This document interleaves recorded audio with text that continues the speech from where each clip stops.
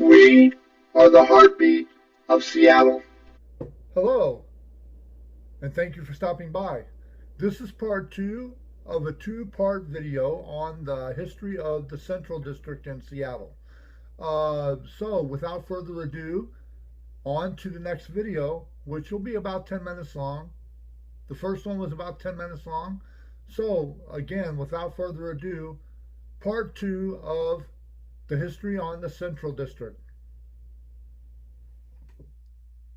The Japanese who came to Seattle in the late 1880s settled in the International District. There was sharp growth in this population from 1890 to 1920, and gradually their community spread east and into the central area. They operated grocery stores, barbershops, gas stations, a dry cleaning shop, a beer parlor, and a shoe repair shop along Yesler Way and Jackson Street still retain, between the blocks of 14th and 18th Avenues and Yesler Way and Jackson Street, they still retain a strong Japanese presence there.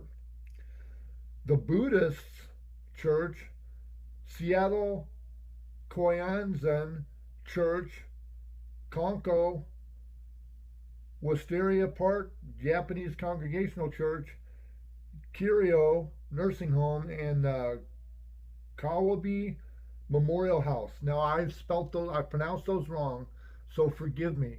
But if anybody knows what they are or where they're at, you understand I'm not good with the language, but I try. African American William Gross arrived in Seattle in 1861 and soon became a successful businessman, owning and operating a restaurant and a hotel. He was African American that's like right after the Civil War.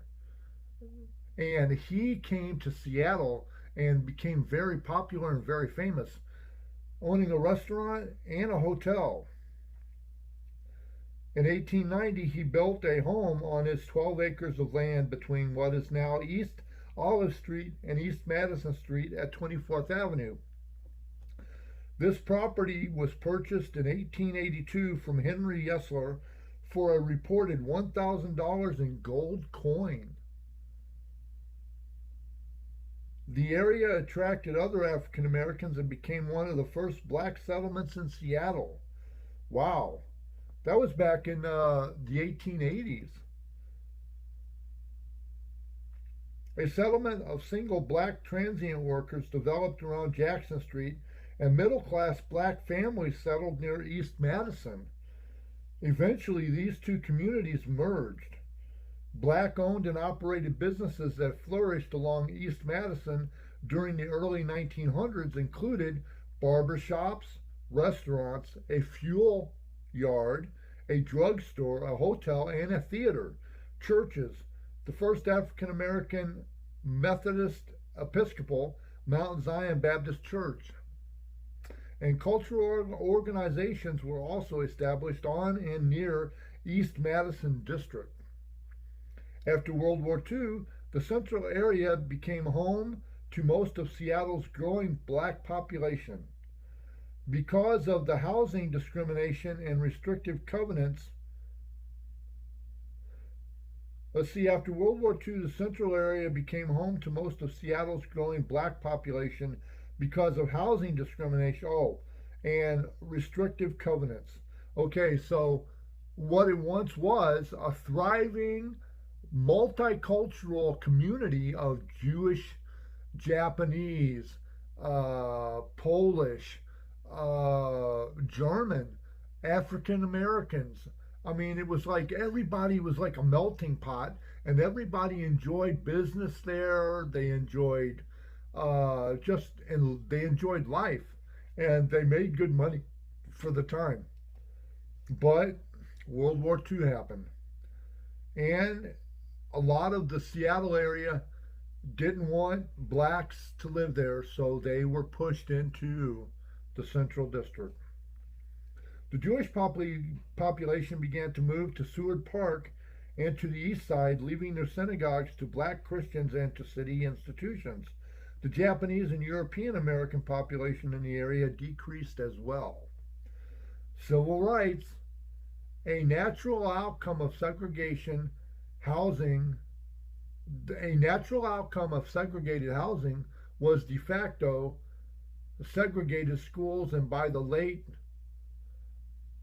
1950s, 6 elementary schools in and adjoining the central area were more than 60% black. Civil rights leaders began to civil rights leaders began to fight to integrate the Seattle public schools.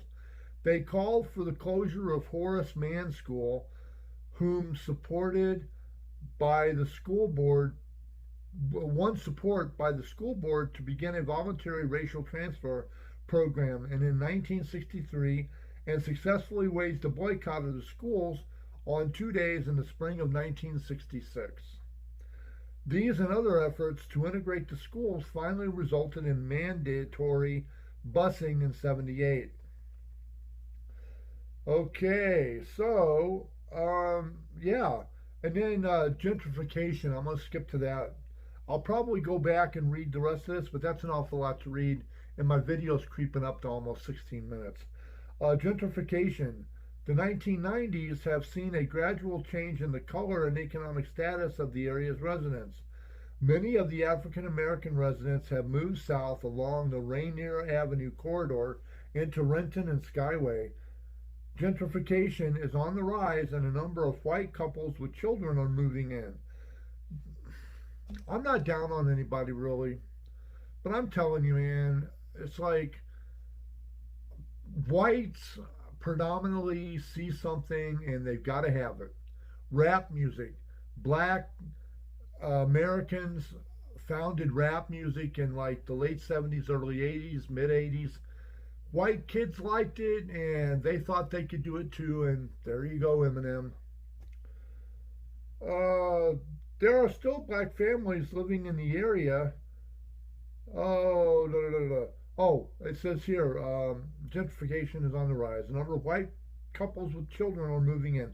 In 1990, the highest level of family income was between $35,148 and $37,232, but a few years later, there were 6-digit incomes, predominantly white people, who were new hires at Boeing and Microsoft. There are still black families living in the area, and there are still elderly people in full control of their homes who can manage their property taxes. Dedicated to preserving the area's unique cultural heritage, the Central Area Development Association, a community-based non-profit corporation, is setting out to provide affordable housing and development, strong businesses, partnerships. New mixed-use buildings are being built near 23rd Avenue and Jackson Street, and older apartment buildings are being remodeled. Now, having said that, that's driving up the rent. That's driving up the property value. What was once affordable for the African American communities seems to no longer be affordable anymore. Because, like it or not, young, hip, white couples with kids moved in and took over the neighborhood. So what was once a proud community is now a community that is being overrun by urban development and renewal. Sometimes change is not always good. Now, I'm going to end on that note. I just wanted to give you a little bit of history of the Central District, to let you know how it got started and where it come from, because right now it's in a heated debate on missionaries and ministers wanting to help change the area kind of back to the way it was, and make more affordable housing for African Americans that live there. I think that's a good idea, actually. I do. And I think they should stay there because that's their home. And they shouldn't be forced out just because you want to put in a shoe store. If you like my videos and you want to add something to this, put it in a comment below. I would love to hear from you. Also, if you would like to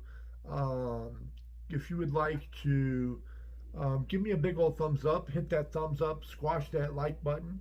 Also, if you want to subscribe, please hit the subscribe button down here. I'm going to leave you on that note. Remember, make tomorrow better than yesterday by doing the very best we can today.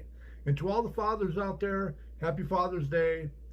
For all the ones that are not able to be with their kids, I keep you in my prayers, and I hope that you can make it through. For everybody that's touched by the coronavirus, whether you're sick now, gotten over it, or whether you've lost family, I pray for you and keep you in my thoughts. I'm going to say good night, Seattle, America, and all points beyond.